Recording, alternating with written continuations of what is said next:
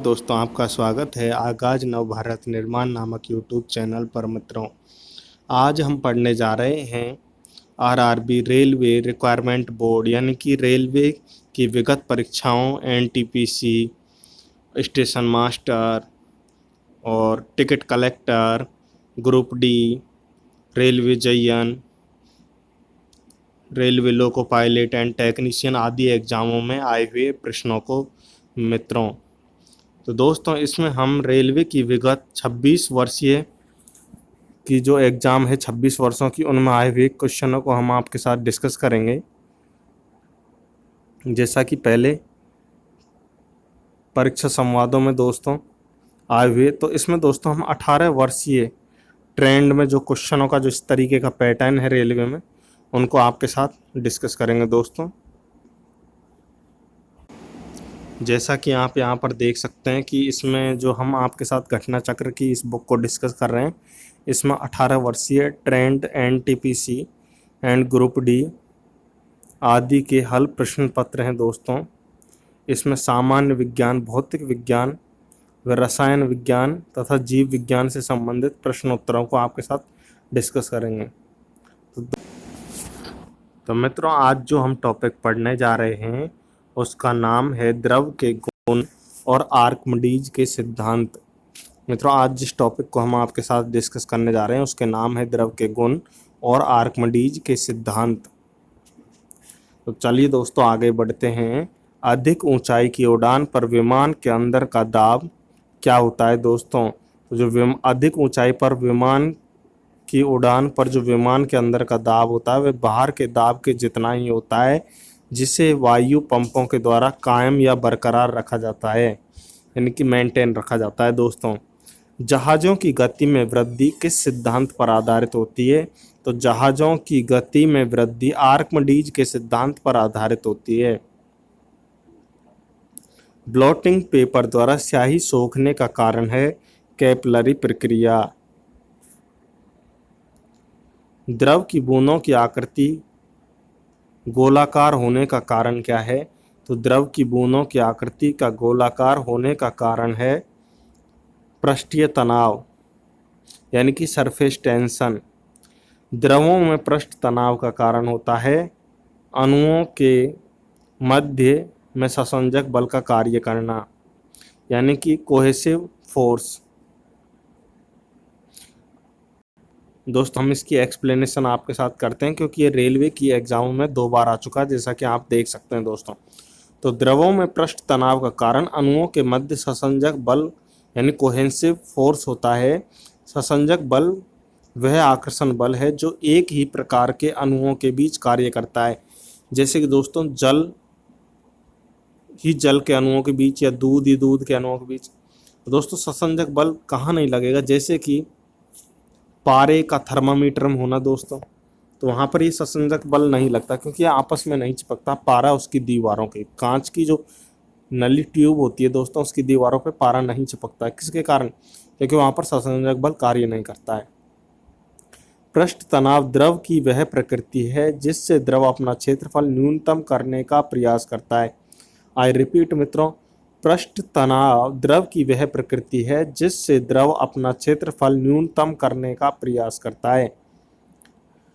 उसकी इस प्रवृत्ति यानी संकुचित होने की जो प्रवृत्ति है, इस प्रवृत्ति में संसंजक बल सहयोगी होता है।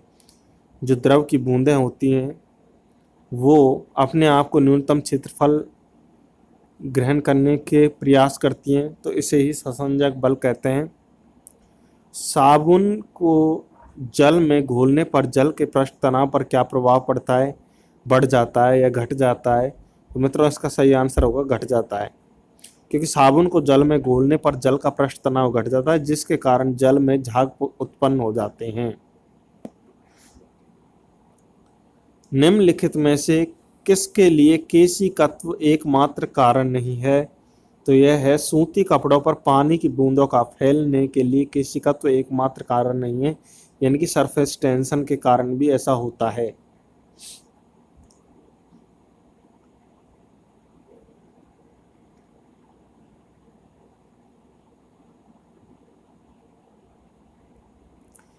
स्वचालित वाहनों में प्रयुक्त द्रव चालित ब्रेक किसका सीधा प्रयोग किया जाता है? जो स्वचालित वाहनों में जो प्रयुक्त द्रव चालित ब्रेक होते हैं उनमें आर्किमिडीज के सिद्धांत का प्रयोग किया जाता है? नहीं दोस्तों, स्वचालित में नहीं किया जाता। और वैसे जो जर्नली होते हैं, स्वचालित नहीं होते हैं, उनमें आर्किमिडीज का सिद्धांत कार्य करता है, लेकिन यहाँ पर ये गलत होगा। तो यहाँ पर इसका जो करेक्ट आंसर वो होगा पास्कल का नियम दोस्तों। ये द्रवों के प्रवाह से संबंधित नियम है। वायु में प्रचक्र यानी स्पिनिंग क्रिकेट बॉल के दोलन की व्याख्या की जा सकती है किसके द्वारा? तो बर्नौली प्रमेय के आधार पर। किसके आधार पर? तो बर्नौली की प्रमेय के आधार पर इसकी व्याख्या की जा सकती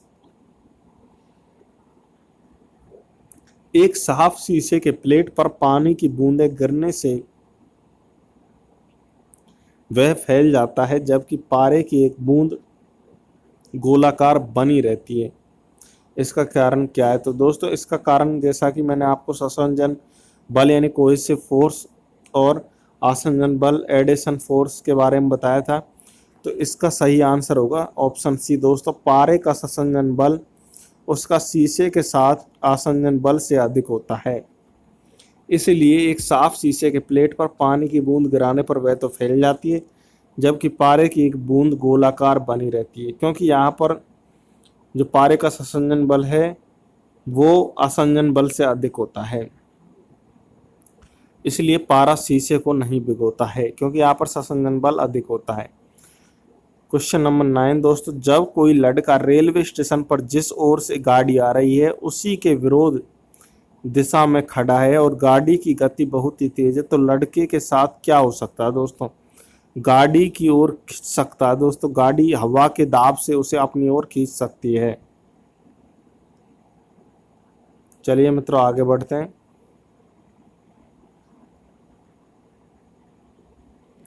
जैसा कि आप यहाँ पर देख सकते हैं दोस्तों, बर्नौली सिद्धांत के अनुसार जब गति अधिक होगी तब दबाव भी अधिक होगा वायु का। दोस्तों जैसे ट्रेन है ये दोस्तों, ये ट्रेन है, इसका इंजन हो गया, ये इसके डिब्बे हो गए, और ये इस डायरेक्शन में जा रही है तेज गति से, और आदमी ने जो चेहरा कर रखा है फेस, वो दोस्तों इस तरफ कर रखा है। और जो कम दबाव का क्षेत्र है वो तो ये है, और जो बल की दिशा है वो इस तरफ खींचेगी दोस्तों, अधिक दबाव का क्षेत्र से इसकी तरफ। ट्रेन अपनी तरफ खींचती है वस्तुएं अधिक दबाव वाले क्षेत्र से कम दबाव वाले क्षेत्र की ओर एक बल का अनुभव करती हैं, अतः लड़का गाड़ी की ओर खींचेगा। जैसे कि आप दोस्तों थर्मोडायनामिक्स यानी उसमें क्या होता है दोस्तों कि हम एक सिद्धांत पढ़ते हैं, जब कोई चालक धातु होती है उससे गर्म किया जाए दोस्तों मोमबत्ती से, तो उसमें जो हीट का फ्लो होता है वो दोस्तों अधिक गर्म से कम गर्म की तरफ होता है दोस्तों। उसी प्रकार का कंसेप्ट यहाँ पर वर्क कर रहा है दोस्तों। चलिए दोस्तों आगे बढ़ते हैं। बर्फ समेत एक कांच के गिलास के बाहरी तल पर जल बिंदु दिखते हैं, क्योंकि वायु की नमी गिलास के ठंडे तल के संपर्क में आकर जल की बूंदों के रूप में घनीभूत हो जाती है। तो इसका सही आंसर होगा दोस्तों ऑप्शन बी। क्या होगा मित्रों इसका सही आंसर? तो ऑप्शन बी, जैसा कि मैंने अभी आपको बताया था, इस क्वेश्चन का सही आंसर ऑप्शन बी होगा। हम आपको इसको नॉर्मली रूप में ले सकते हैं। जब आप फ्रिज में से एक ठंडी बर्फ़ की बोतल निकालते हैं दोस्तों, अब उसको जैसे आप 2-1 मिनट के लिए बाहर रख दो, इसी गर्मियों के मौसम में मित्रों बाहर रख देते हैं, तो आप पाएंगे कि कुछ समय के पश्चात जो आपकी जो पानी की बोतल थी मित्रों, उसकी बाहरी सरफेस पर छोटी छोटी पानी की बूंदें एकत्रित हो जाती हैं दोस्तों, यानी आपको दिखाई देंगी। तो उसी के बारे में दोस्तों दिखते हैं, किस लिए दिखती हैं वो पानी की बूंदें? तो मित्रों वो वायु की नमी गिलास यानी नमी वाली जो बोतल है ठंडी, ठंडे तल के संपर्क में आकर जल की बूंदों के रूप में घनीभूत हो जाती हैं दोस्तों, जल की बूंदें। चलिए मित्रों आगे बढ़ते हैं।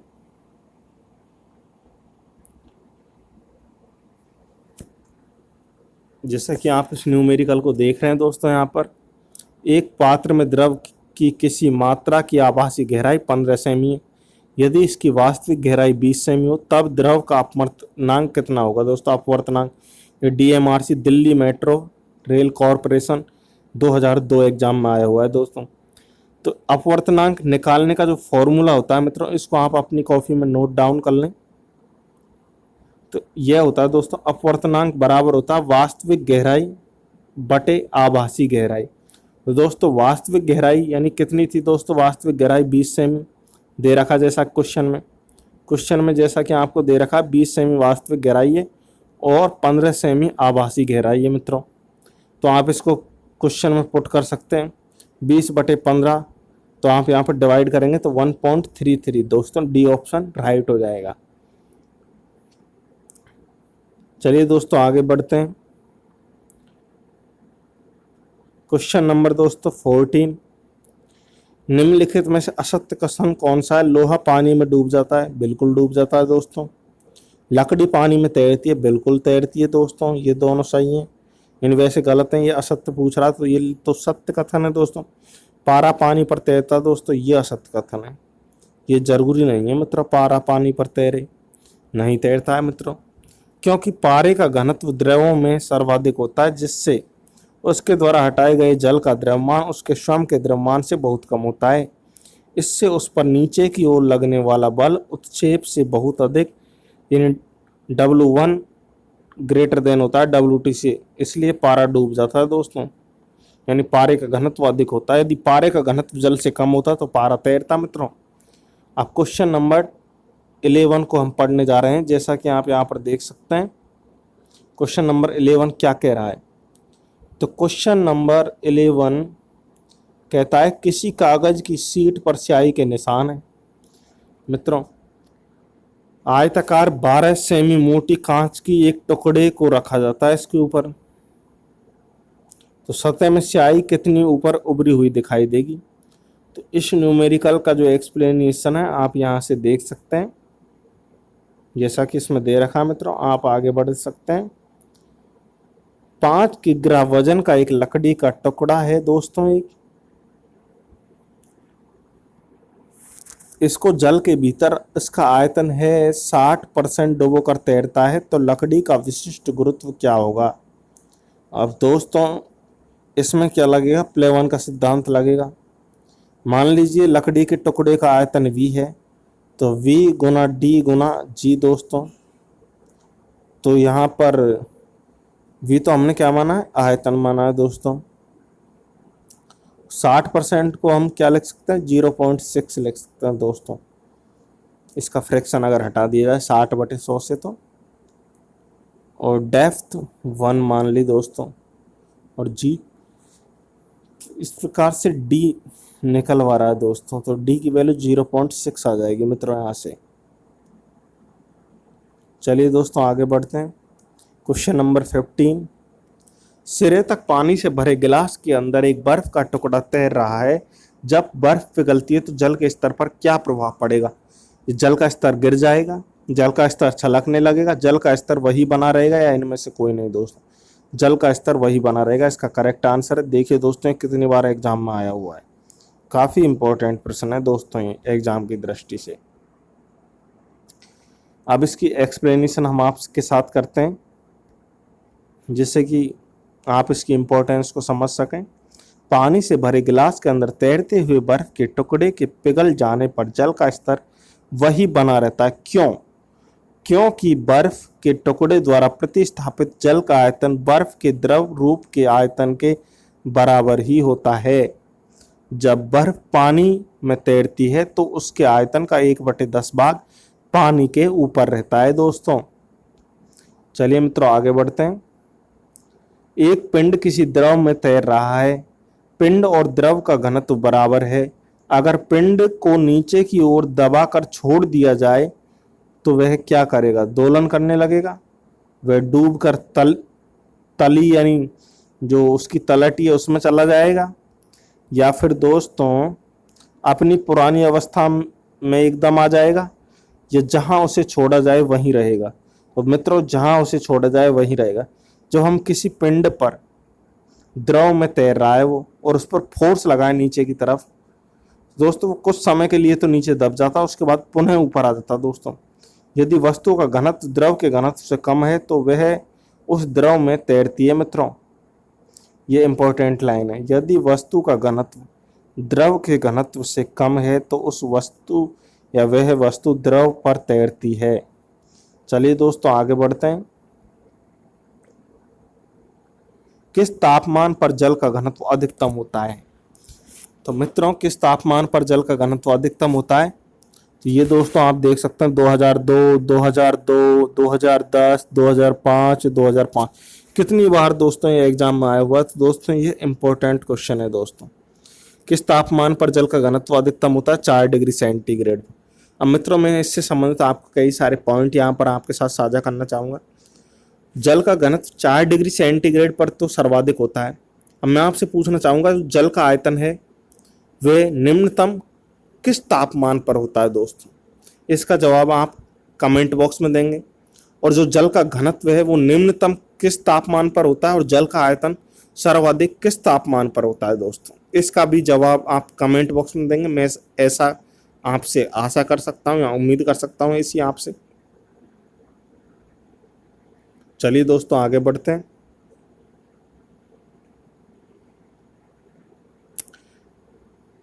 अब इसकी एक्सप्लेनेशन कर लेते हैं हम आपके साथ। जल का घनत्व 4 डिग्री सेंटीग्रेड पर अधिकतम होता है। वस्तुतः हाइड्रोजन बंध की उपस्थिति के कारण जल असामान्य व्यवहार करता है, जिससे इसकी ठोस अवस्था का घनत्व द्रव अवस्था से कम होता है। इसका 4 डिग्री सेंटीग्रेड पर अधिकतम घनत्व होता है। मित्रों, पानी पर तैरती हुई वस्तु का आभासी भार है मित्रों कितना होता है? वस्तु के वास्तविक भार के तुल्य, शून्य। वस्तु के भार तथा द्रव के भार के अंतर के तुल्य, या वस्तु का भार एवं उस पर कार्यरत ऊपरी प्रणोद के योग के तुल्य। तो दोस्तों, पानी पर तैरती हुई वस्तु का आभासी भार होता है शून्य। अब ऐसा क्यों होता है, इसको भी हम आपके साथ डिस्कस करते हैं। पानी पर तैरती हुई वस्तु का आभासी भार शून्य होता है क्योंकि संतुलित अवस्था में तैरने पर वस्तु अपने भार के बराबर द्रव को विस्थापित कर देती है। इसलिए पानी पर तैरती हुई वस्तु का आभासी भार शून्य होता है। मित्रों, जब एक झील की सतह पर जल जमने जा रहा है तो इसके तल पर पानी का तापमान क्या होगा? 4 डिग्री सेंटीग्रेड होगा दोस्तों। ये अच्छा क्वेश्चन है। मछलियां जमे पानी की झील में जीवित रह सकती हैं क्योंकि मछलियां गर्म खून की होती हैं? नहीं मित्रों, मछलियां बर्फीले मौसम में सुषुप्त अवस्था में रहती हैं। झील की तली का पानी जमता नहीं है। इसका सही आंसर यही होगा दोस्तों, जैसा कि हमने अभी आपके साथ क्वेश्चन नंबर 18 को डिस्कस किया था। क्योंकि जो एक झील होती है, यदि उसका पानी जम जाए तो उसकी तली का जो पानी होता है उसका तापमान जो होता है दोस्तों 4 डिग्री सेंटीग्रेड होता है। यानी कि वो पूर्णतः 0 डिग्री से नीचे नहीं जाता है दोस्तों। और जल का त्रियक बिंदु दोस्तों 0 डिग्री सेंटीग्रेड को माना गया है। अगर किसी पिंड को हवा में किसी पिंड का भार है वो 100 ग्राम है और पानी में डालने पर उसके भार सिर्फ 92 ग्राम होता है, तो उस पिंड का आयतन कितना होगा दोस्तों? तो उस पिंड का आयतन होगा दोस्तों 8 सीसी। जैसा कि आप यहाँ पर देख सकते हैं, पिंड का हवा में भार माइनस पिंड का पानी में भार दोस्तों। चलिए मित्रों आगे बढ़ते हैं। जल पृष्ठ पर लोहे के टुकड़े के न तैरने का कारण क्या है मित्रों? तो जल पृष्ठ पर लोहे के टुकड़ों का न तैरने का कारण है दोस्तों, लोहे द्वारा विस्थापित जल का भार जो लोहे के भार से कम होता है। यानी जो लोहे का टुकड़ा है उसको हम जल में डालते हैं तो लोहे का टुकड़ा जो स्थान गिरता है, यानी कि वो जितना स्थान गिरता है वो उतना ही अगर पानी को हटा पाता है, जब जल को वहां से विस्थापित कर पाता है अपने भार के समान, तो दोस्तों वो वहां पर तैर पाएगा। अगर उससे कम विस्थापित कर पाता है तो दोस्तों लोहे का टुकड़ा है वो जल में नहीं तैर पाएगा। यही ऑप्शन ए कह रहा है दोस्तों इस बात को। लोहे के द्वारा विस्थापित जल का भार लोहे के भार से कम होता है दोस्तों। लॉ ऑफ फ्लोटेशन के अनुसार, लॉ ऑफ फ्लोटेशन या आर्किमिडीज के सिद्धांत के अनुसार तैरने वाली वस्तु के स्थायी संतुलन के लिए मित केंद्र यानी मीटा सेंटर गुरुत्व केंद्र के ऊपर रहना चाहिए। लोहे के टुकड़े का भार उसके द्वारा हटाए गए जल के भार से अधिक होता है। यानी दोस्तों मैंने भी आपसे यही बात कही थी, जैसे हम लोहे के टुकड़े या किसी वस्तु को लोहे की को पानी में डालते हैं और वो अपने भार के बराबर पानी को विस्थापित नहीं कर पाता, उससे कम पानी को विस्थापित कर पाता है, तो वो वहां पर नहीं तैरेगा दोस्तों। ऐसा ही इसमें कहा गया, लोहे के टुकड़े का भार उसके द्वारा हटाए गए जल के भार से अधिक होता है। यानी जो लोहे के टुकड़े का जो वजन है वो उसके द्वारा हटाए गए वजन से अधिक है मित्रों, जिससे वह जल में डूब जाता है। लोहे की जो वस्तु है, जब वस्तु द्रव पर तैरती है तो उसका भार उसके द्वारा हटाए गए द्रव के भार के बराबर होता है दोस्तों। तो मित्रों आज के लिए इतना ही दोस्तों। आपको हमारा ये वीडियो कैसा लगा दोस्तों, इसका जवाब आप कमेंट बॉक्स में दे सकते हैं दोस्तों। और मैं आशा करता हूँ कि आप इस यूट्यूब चैनल को ज़्यादा से ज़्यादा लाइक, सब्सक्राइब दोस्तों और शेयर करें मित्रों। यह वीडियो दोस्तों रेलवे एस्पिरेंट के लिए और जो अदर स्टेट कॉम्पिटिटिव एग्जाम होती हैं जिनमें जर्नल साइंस का पोर्शन होता है दोस्तों, उसकी दृष्टि से बहुत महत्वपूर्ण है।